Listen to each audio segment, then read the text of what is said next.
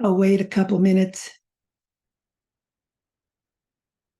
Yeah, greetings. I was going to say recording in progress. I thought you were just beginning now. I am. Oh, okay. So, I yeah, when just started it off.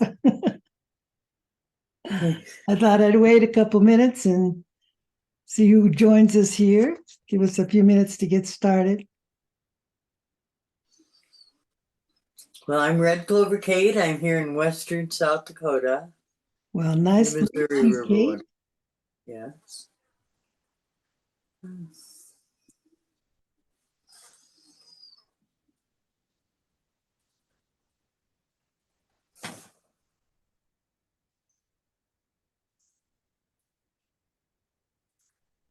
Thank you for being here, everybody.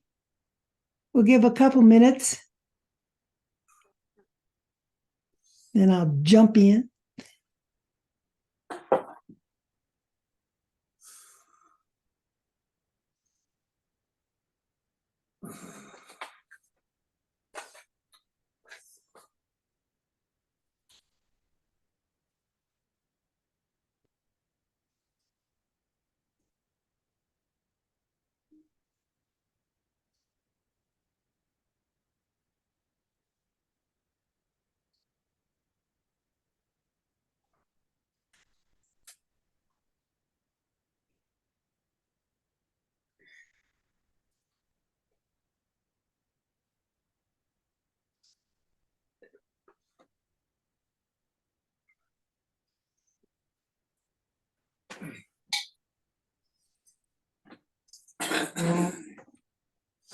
Okay, I think I'll just go ahead and get started so we can just move along and people can join in if they do. Thank you for being here. Good morning, good afternoon. Welcome to Living in Coherence. This is the practice of inner unity. This is our very first session, my very first time doing this. I'm so excited to see how it goes. I'm excited to share with you some ideas and thoughts as we talk about embracing, integrating, and then embodying coherence. So I want to thank you for being here with me.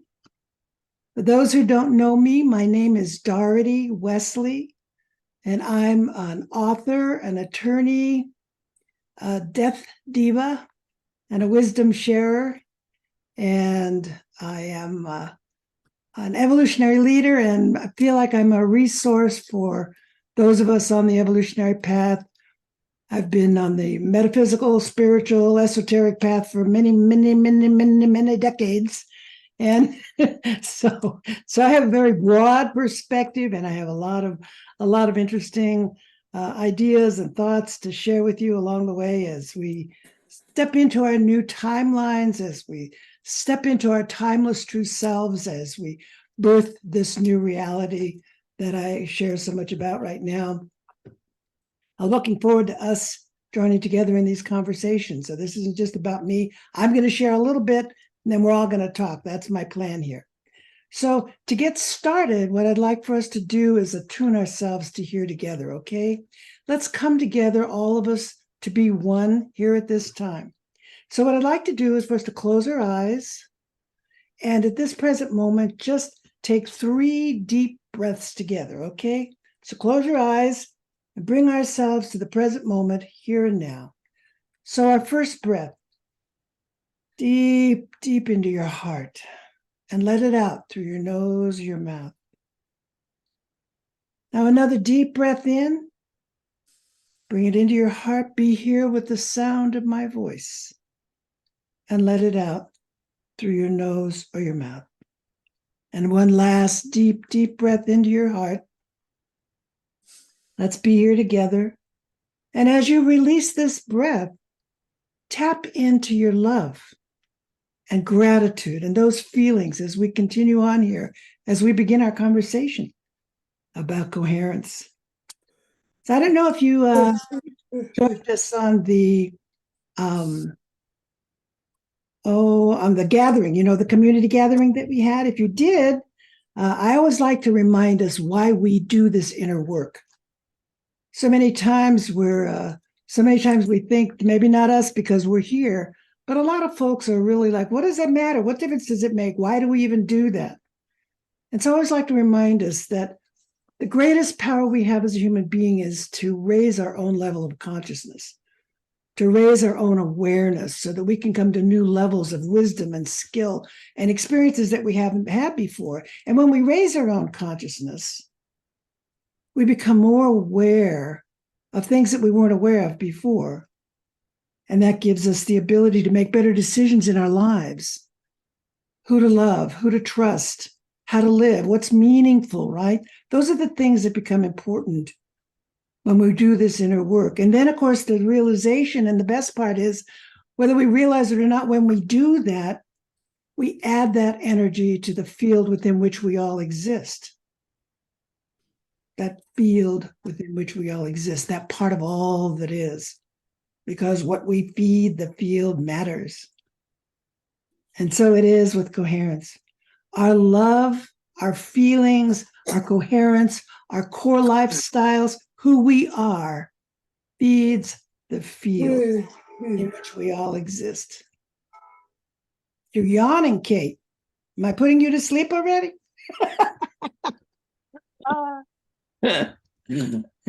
Anyway, we want to bring more love, more coherence, more understanding to the planet.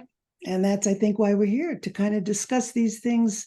And I look forward to you sharing with me. So as a starting point in our discussion today, I wanted to share that last Friday, I posted that coherence is one of our new evolutionary tools.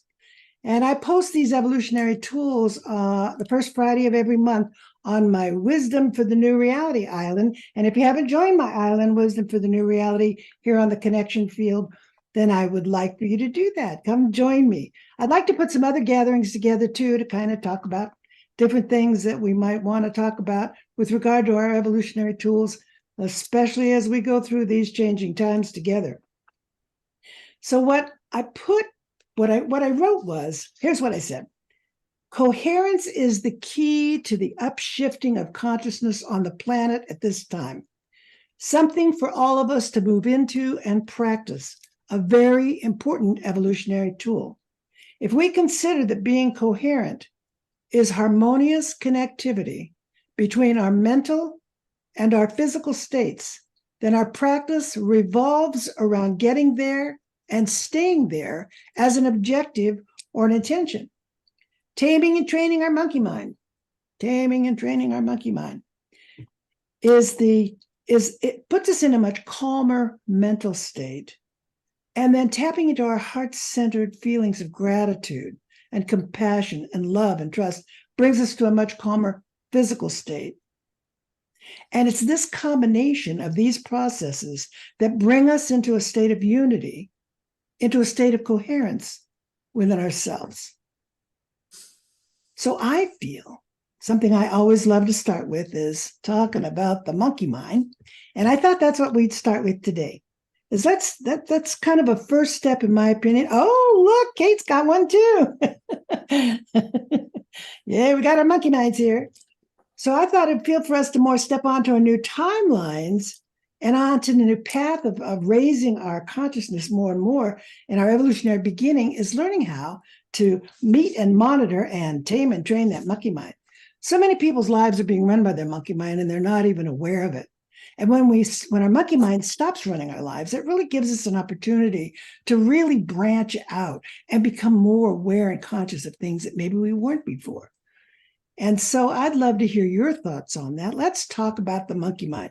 First time I ever talked about the monkey mind, I did a transformational how to transform your life workshop in Cancun. And I was just going to chat a little bit about the monkey mind. And it turns out that we ended up talking 45 minutes because the first person said, I hate my monkey mind. And we started off with, oh, well, that's a good way to start. So let's talk about the monkey mind, because that's something I like to, if you don't know what it is, I'm happy to share more about that. I think we all have one. So let's, if anybody'd like to start with, let's talk about the monkey mind. Give me your thoughts. How you doing with your monkey mind? Anybody want to start? Yes, Robert. I'd like to speak. Okay. Thank you so much. I think of resonance in Coherence together, and I do a lot of meditation. And through that meditation process, I've realized that I can calm myself and as soon as I feel that monkey mind start. That is, when I feel my mind start to jump from place to place, that's when I just use the calming effect of my own heart and mind connection, and I calm myself. So for instance, rather than driving down the street and somebody cuts you off and all of a sudden it's bum, bum, bum, bum, bum, bum, bum, now it's have a nice day. That's the beginning of my evolution. Oh yeah. Oh yeah.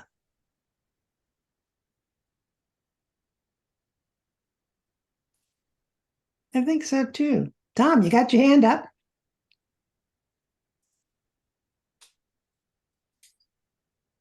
Unmute yourself. Thank you. Thank you. Yeah. Wow. Wonderful introduction that you've given, setting the stage for our time together here. I resonate with everything you've said for the most part, except this topic, and I'll speak on that. But again, thank you for hosting this. Thank you for all that you do to shift the collective consciousness by putting all the good stuff into the field. Thank you. Thank you. Like the gentleman just spoke of, the meditation, you're right there. The words I use are, so number one, the words I use are, we maintain the meditative state. I don't talk about meditation. I talk about being in the meditative state and maintaining the meditative state all the time. So in fact, I'm in the meditative state right now. Chances are you are too. But that's the language I prefer to use. Now, number two, we also know that whatever we give our mind to, whatever we give our thought to, whatever we speak of with words, we are creating. Now, I have to laugh. If people don't want to have to deal with a monkey mind, then let's not talk about a monkey mind. Let's not talk about a monkey mind, because we're creating a monkey mind when we do. That's just my bottom line. So I need to know, how long do you plan to have this session run, number one? This session here today, Yeah. I'm planning probably about 45 minutes. Oh, okay. Okay. So that number two, if your focus is on the monkey mind and you're going to speak the language of the monkey mind, then I don't need to be here. Well, you can talk about languaging, because languaging is very important in our new reality. The reason I talk about the monkey mind too, for me, Tom, even though I am very much aware of how words create reality, is that so many folks out there are unaware of what that means, or that they even haven't touched with it. And with not saying that out loud to people, they don't know what that is. So it puts them in touch with something that they don't ordinarily be in touch with. For those of us on the evolutionary path who are past that, as many are, that's fine. To not use it. I understand exactly. I'm right there with what you're saying. At the same time, there's so many folks out there that are on the other side of the bridge that have an opportunity to come over before it closes down, which I think it will in the very short future. And I believe that is something so that's why I use that language. I use that language because I think it's important for people to have a touch with that. And then, of course, as we go along the path and grow and move and evolve, we can evolve beyond the consciousness of the monkey mind and indeed stay in that meditative state, in that place that you talk about, which is where I also live. And there's many tools I have to do that. Yes, Bob, you wanted to say something? Yes, I think there's a gentleman was speaking of, when you think of what he was speaking of, Tom, I believe his name is awareness, that one can speak of things without jumping into it. That is, I can be aware of my surroundings. I can be aware of the energy going on around me. I can be aware of the monkey mind happening, but that doesn't mean that I have to jump into it. So yes, And I it's just think a that it's label too. I very, mean, it's a label. it's a label. So I think that you're right. I've heard the term for years, monkey mind, and I hadn't heard it for years until you decided to have this online, and so I enjoy that part of it. It is teaching people one person at a time. If one person out of five get it, then we've just gifted our lesson. Thank you. Yeah, thank you. I have a course called Navigating the New Reality, and that's one of the things I use for folks that haven't stepped into the new reality yet, and that is talking about meeting and monitoring your monkey mind. And I've had a lot of folks who have responded to that because they were unaware that the mind was rolling on them and they weren't even paying any attention to it. So Exactly. it does depend on where you are in your spiritual journey, on your evolutionary journey. The reason I brought it up today is because it's a nice place, I think, to start for people as bringing it to a calming place. If you just want to use the word meditation, of course, that's where, I mean, I was surprised. I thought that the monkey mind was some kind of 1960s pop psychological buzzword. And then I found out that no, this is a word that Buddha talked about the monkey mind thousands of years ago when he said that the mind is like a bunch of drunken monkeys going from branch to branch to branch to branch to branch. And that's when I first realized that it was way older than just some new psychological word that was tapping into something that people were unaware of. So that's what it was for me, Tom. That's what it was for, and I feel like it's a learning tool for those that aren't that haven't moved along. Language, I think, is very important, and it depends on where you are and who you're talking to. I thought it'd be fun to kick it off here, but it won't be the next topic, Tom. So come back again. I don't think. I don't know. Depends on whether our monkey minds. I don't know if you read the chat, but I didn't want to say this out loud. And so, because I'm a former educator and I really do understand education and I understand teaching people. And so, and I understand languaging because Don Miguel says, right, be impeccable with your word. Indeed. So that's where I'm at. And, but if this is your topic for today, I thank you so much. I'm really happy to meet you. I think we've had a message about getting together individually. We have. I look forward to that. Whatever, I don't have a contact number for you, so however that's going to happen, I don't know. We'll make it happen. All righty. Okay. I'll put my number in the chat for you again, and then you kind of go from there. Okay. Thank you so much. You are welcome. You had your hand up, Kate? Oh, I guess, yeah, I just thought I would maybe bring up that, yeah, our words are powerful, but those thoughts that generate the words are just as powerful, I want to suggest. So hence why I have a little monkey. Yeah. Trying to reframe things. And I'm also learning about the energy of the Mayan calendar. And we're in bots. But oh, look at Tom took off when I brought up my monkey. So now, of course, You didn't want us to talk about the monkey mind. Anyway, those are just some thoughts I'm having again. Because I know that we are exploring these evolutionary tools and developing our evolutionary toolkit. And the more we can get on the same page, and I know it's all about the vibration, so trying to stay in that, I think we all try to stay in that place where there is no thought, that we're so engaged in what we're doing, there's no time for the thoughts to interrupt. But yeah, like yesterday, I took a big fall, so. Ooh.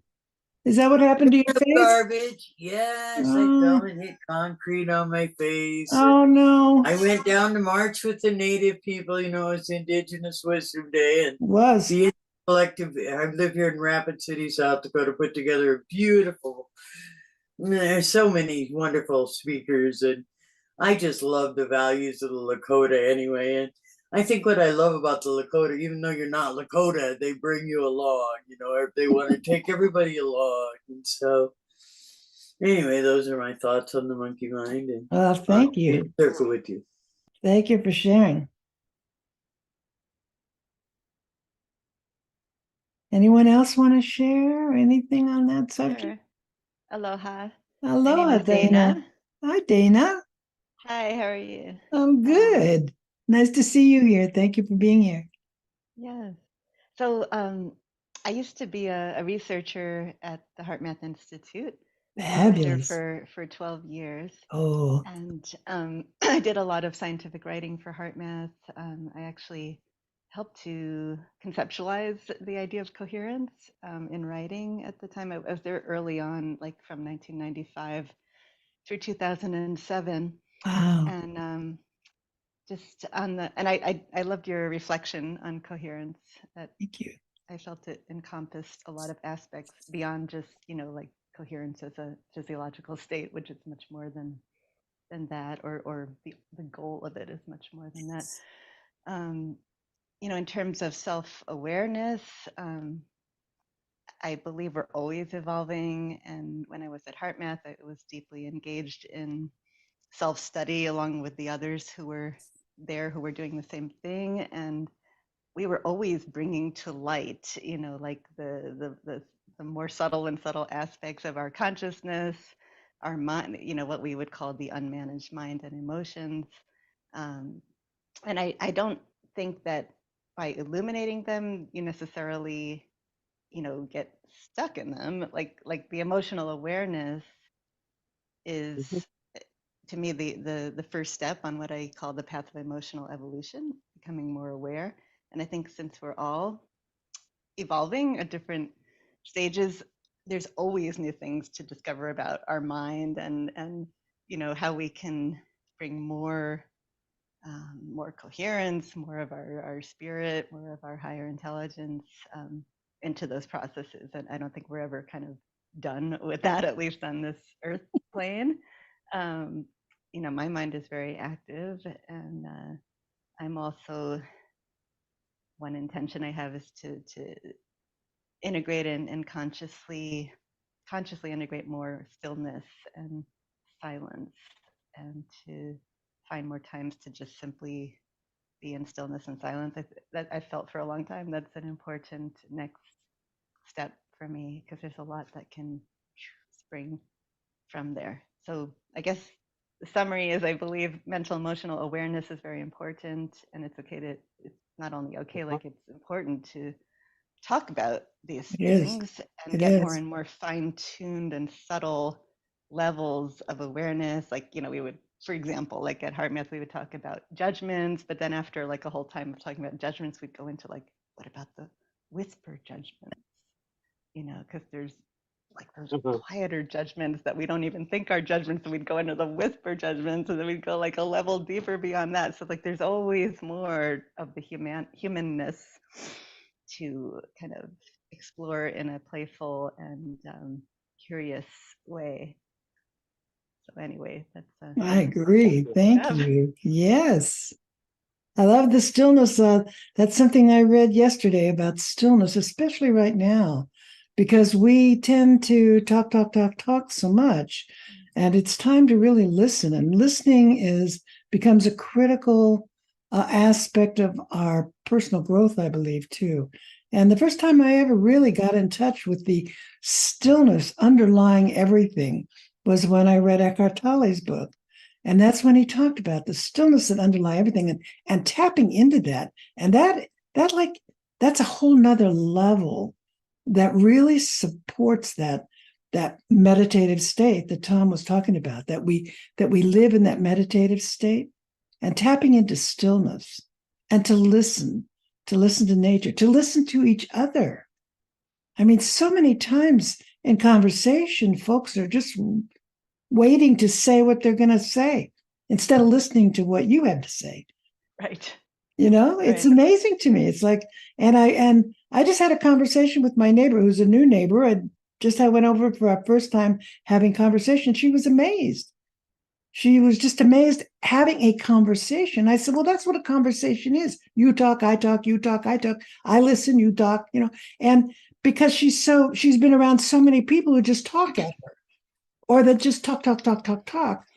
And Yeah. she really got to share with me things that she didn't. And she was just like, wow, this was really fun.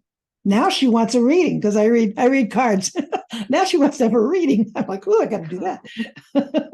But it's interesting to see how what I want to call normal people who are not on this path that we are, can react to the way that we are without us even being aware of our energy and how our vibration affects other people.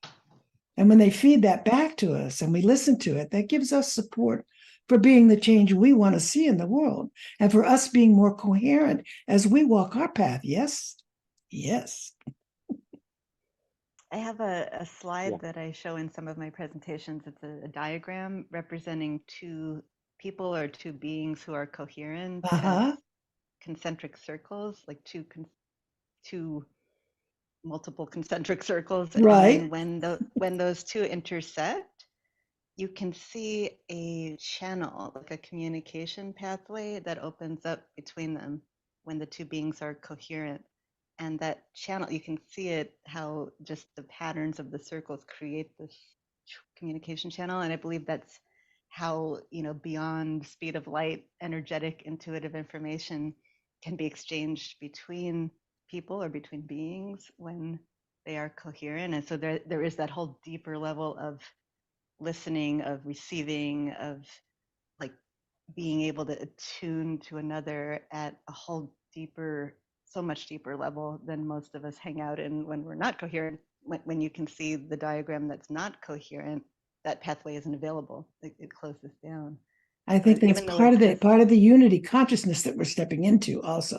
That Yeah. oneness, that we-ness, that connection that we have when we share at that level, when we're coherent together. right, and then Yeah. you can create it in community as well. Like Yes. have multiple Yeah. circles creating those pathways. So it's That's that telepathic thing we know that exists with us humans Mhm. that we're moving into. That's part of my opinion of the new reality. Part of the new reality is that connection. And the realization too, part of it is that not all humans are going to be there. But we just need enough to shift the energy. And that's what's going on right now. Shifting the energy. That's why becoming more coherent is important. I'm looking forward to having more coherent conversations. There's so much to have and so much to talk about with this, I think. I see that, it's big enough that we're going to do a whole summit on it, right? right. I've been so because I was there at the beginning of Heart Math and working on putting coherence as a concept out into the world. It's so gratifying to see how coherence now is been adopted by so many people, organizations, movements.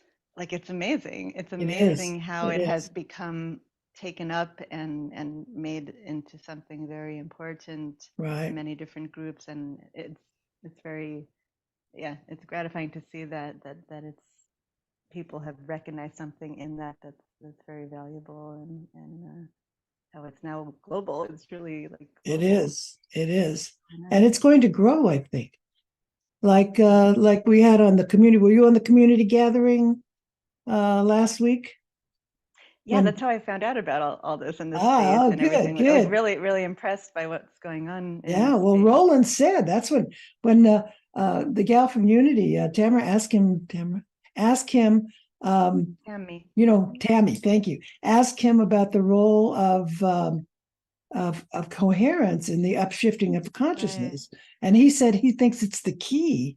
And I realized it is a key. So whether we look at coherence as a basic level of that of being coherent, meaning a logical basis for things in a third dimensional reality, and then we move to the level of the balance between the mental state and the physical state, mind, body, spirit, and we realize that that's the evolution of the basic understanding of coherence. because things are coherent. Things have been coherent in the world for years. I mean, that's a word that's been part of the English language that conveys kind of a consciousness, a level of logic is what the word that they come with. But then we've moved it now into a broader perspective and to where we're going to integrate it. And when Roland said that it is the key to the upshift, I'm going, it is. Yeah, I feel that's one of the big things. And coming to learning what it is, it seems like it's a kind of easy thing to understand. And yet it's really a lot of contemplation to, like you said, you worked on it for a long time, right? Putting the languaging together around what it is. What it is and how to conceptualize and think about it and how to get there. And how to get there. Yeah. How to get there. And that is, to me, what's important is we make it an objective, an intention in our life to do that, to become more coherent. And I have a lot of practices that I use in my daily life to keep me coherent. Like what Tom was talking about, the meditative state, that's the kind of thing.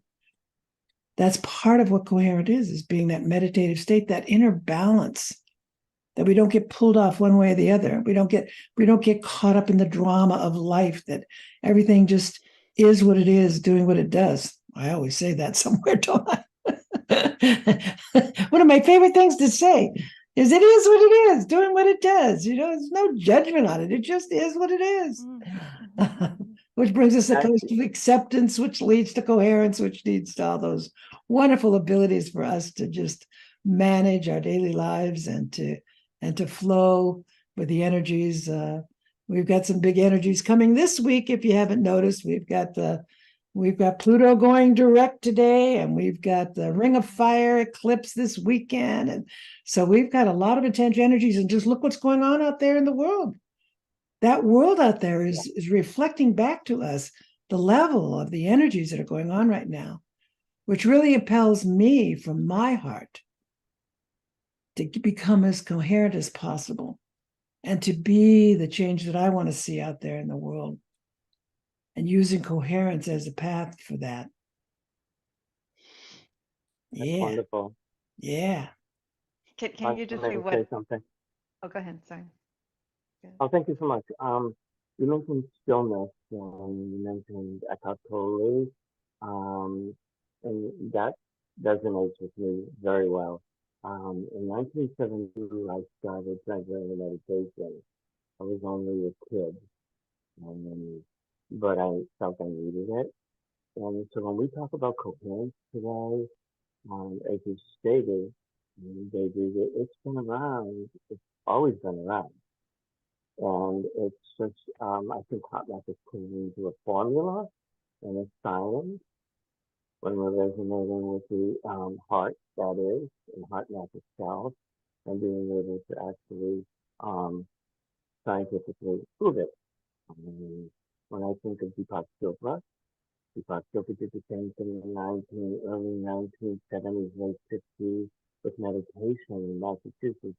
He tried to prove that meditation worked, obviously, with pitching himself up in a hospital and so on and so forth.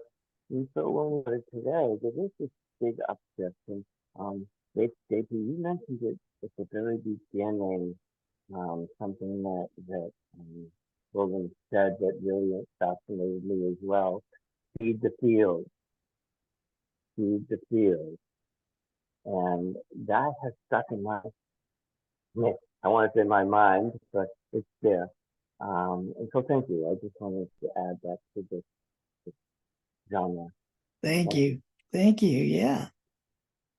And I think that feeding the field is something that we're tapping into more and more also, because we've, as we're growing, as we're coming to this, because I've been, like I said, I've been on this esoteric, metaphysical, spiritual path for many decades.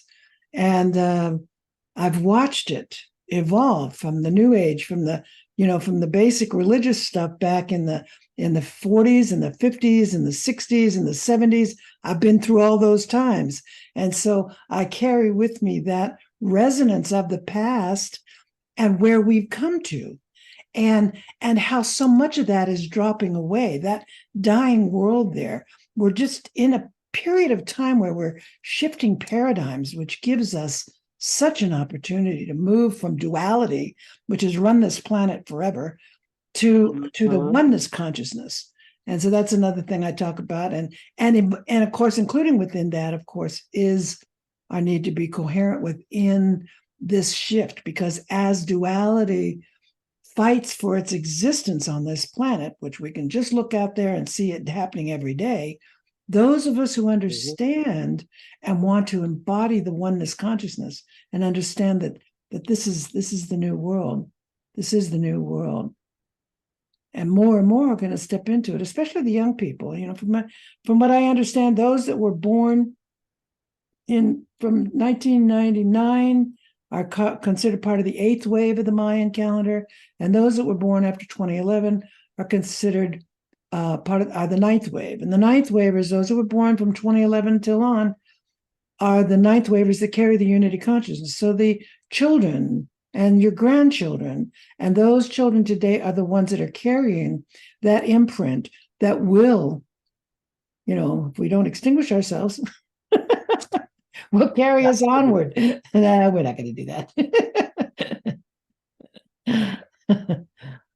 So That's okay. We might as well be a little about it.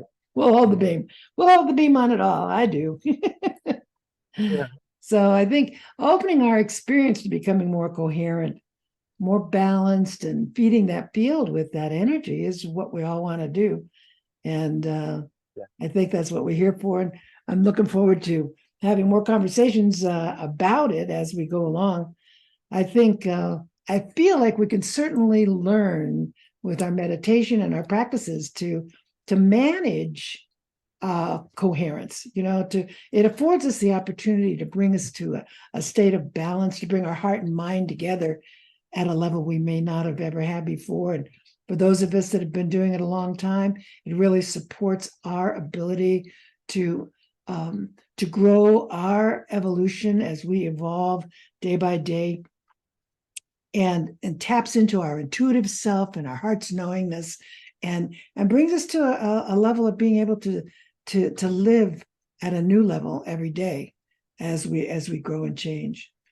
So since coherence has come to is a term that embraces things as diverse as quantum physics, cosmology, physiology, as well as subtle energy, brain, heart, and consciousness research. So I think, you know, it's pretty big. Like Dana said, it is really big. And of course, now we've got the consciousness summit, the whole Coherence summit coming. I'm all signed up, ready to go. It looks really good. A lot of folks on there, I know. And I think we can certainly see the importance of integrating and being it.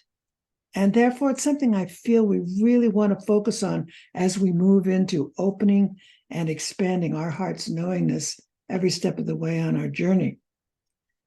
So I think, I don't know, do we see Linda? Is Linda, are you there today?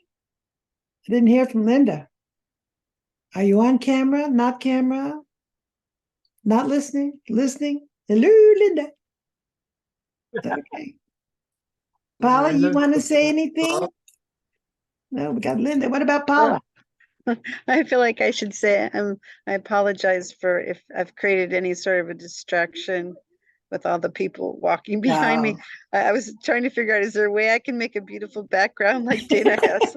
I need a heart instead of a hospital. I'm just here because that my mom's very dear friend is in the palliative care, so I'm just here to support my mom. So, but I wanted to be here with all of you and with you, Darty. Thank you for being here, Paula. So glad you're there in the hospital with your mom. Thank you very much. Holding the beam on you and being coherent with you, baby. Yeah. The laptop's kind of on a stool. Thank you. Thank you for being here. I wonder if I could read something It's on the topic of silence, and Sure. it came from a Rumi oracle card Ah, yes, do it. that I picked after I returned from traveling in the summer in British Columbia. I came back to where I am in Henderson, Nevada.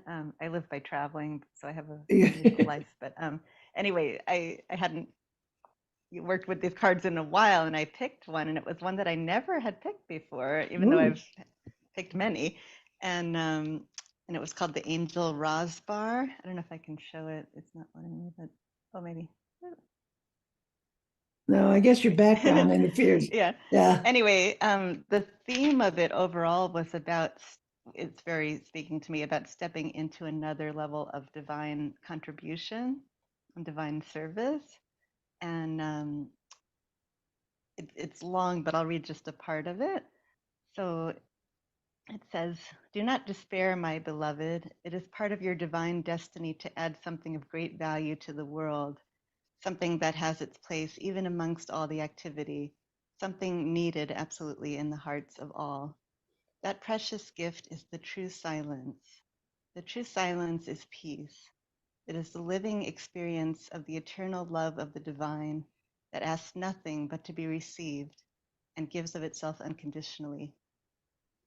That silence is present underneath even the most raucous noise if one knows how to access it. The true silence can only be felt through the beautiful feeling heart. When you know how to feel for it, to surrender into it, you can transmit silence in many ways. Through the peace you cultivate in your heart, in your own daily living, through your presence, through your art, even through your voice, written, sung, or spoken. Yes, even through sound, if that is your path of service. Silence can emanate through your voice, and divine silence can be felt in the hearts of others. The true and great silence, as you may now realize, my dear angel, is not the absence of sound. It is the experience of the divine presence of love." So Very that really nice. spoke to Thank you, Dana. Thank you.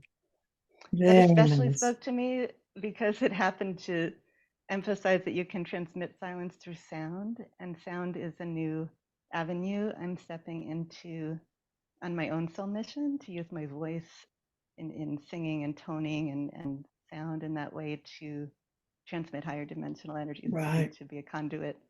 And so it was like especially speaking to me when it said, yes, even in sound you can transmit that Yeah. silence. And that silence is the presence of divine love. So there was definitely something in there. That's It was beautiful. beautiful. Thank you. Yes. And silence, yes, that's and sound is coming into its own now too, as we're doing sound baths and gonging Yeah. and toning and all of these things that have been growing as far as an energy level that we really hadn't tapped into before. I just love it. I've had so many sound baths. It's like, and of course the crystal bowls, and I just love that we're moving into sound and its energy and its effect on us. That's just so, so helpful. And so, I'm so thinking, oh, sorry, I'm thinking of offering some like coherence combined with sacred sound infusions in this. good idea. Yes. I think Yeah. sound is an element to bring us into coherence, something to be explored, because there's so much to be explored with coherence still.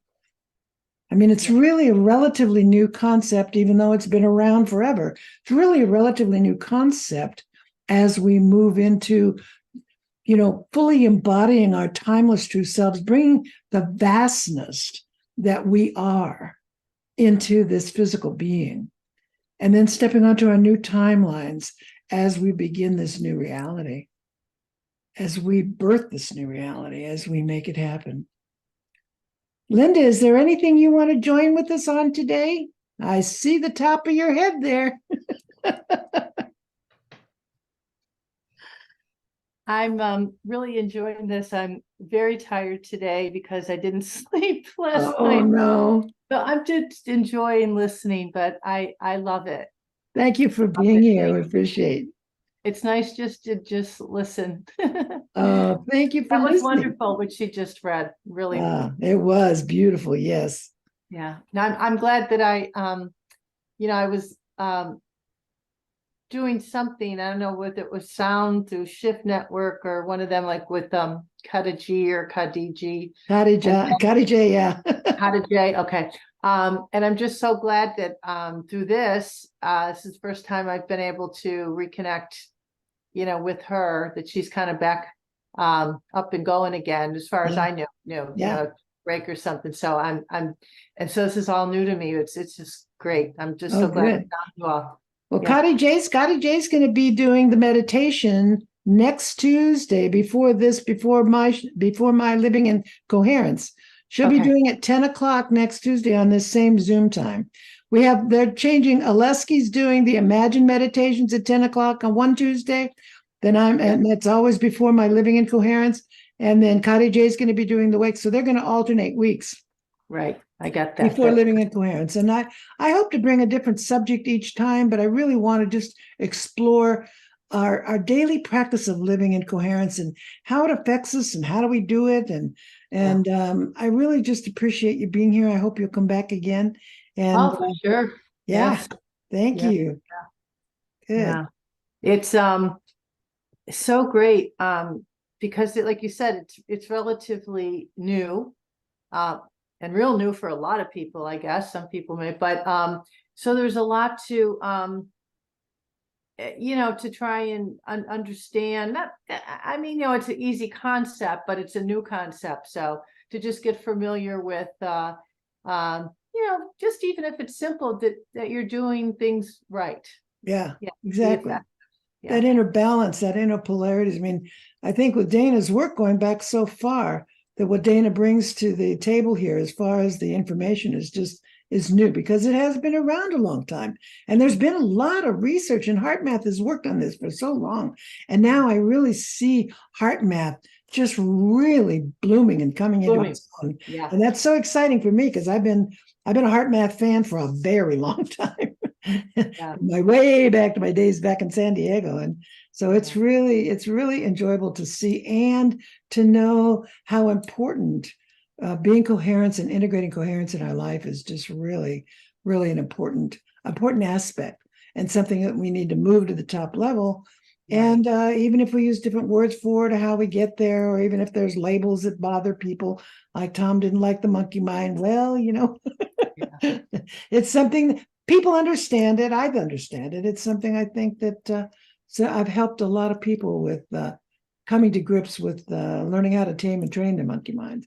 Because so many times we don't know that we're doing it. And you know what? Yes, you both have a very valid point. That's because I said, when I'm upset about something or a situation with the neighbor, and I think I'm just whatever, but then I find myself like, always explaining it to my husband or something. And I got to hear stuff like that because you have to stop because you're just contributing more energy to it. And exactly, we need to hear that stuff because we don't always realize when you get caught up in things, what you're creating. Yeah, I think of it more as a reminder, more of a reminder, even though we may have moved beyond it.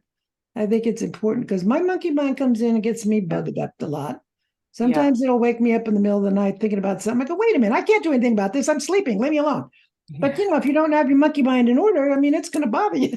It's very true. It does need to be discussed. I think it's very important. Yes, I think it is. I think no matter where you are, and I agree that languaging is really, really something we need. That's something I'm working on right now to get out of duality languaging and to start more unity languaging. And how do we do that? And that's part of my process, part of the things, because I'm as an author, I love writing, and so I love changing up the consciousness of words and how we use them. Very important. Which is so important in today's world. Yeah. Yeah. Well, that's exciting. That's great. Thank you so much. Appreciate it. Thank you. I hope you'll join me next week. This is my first doing this, so I'm excited to see how it all works. And thank you for being here with me. Oh, thank you. No, I hope to be here as often as possible, for sure. Oh, good. Thank you, thank you. I plan on doing this every Tuesday, except I guess I've got Tuesday, the 24th, I think. The Tuesday, the 24th of October, I'm going to be on a trip, so we won't be doing it that one, but I'll be here next week. So thank you for being here. This is our first session. I hope you enjoyed it. I sure did. I did. And I'm looking forward to joining more and having more conversation as we continue next Tuesday, same time, same station, right? Yeah, well, I'll tell you, I live on the East Coast and I was sitting in front of my computer at 10 o'clock and they said one participant and I'm like, what's going on? And I had to go back. It was PT and not ET. Ah. Yeah, if you're on the East Coast, this is going to be at 2 o'clock in the afternoon. Yeah, right. 2 o'clock. So thank you for being here. Thank you for being on this journey with me. I love you. I appreciate you being here. And we work more and more as we work more and more into tapping into our own coherence. So aho, Thank you so much. aloha. Until next Tuesday. Mwah.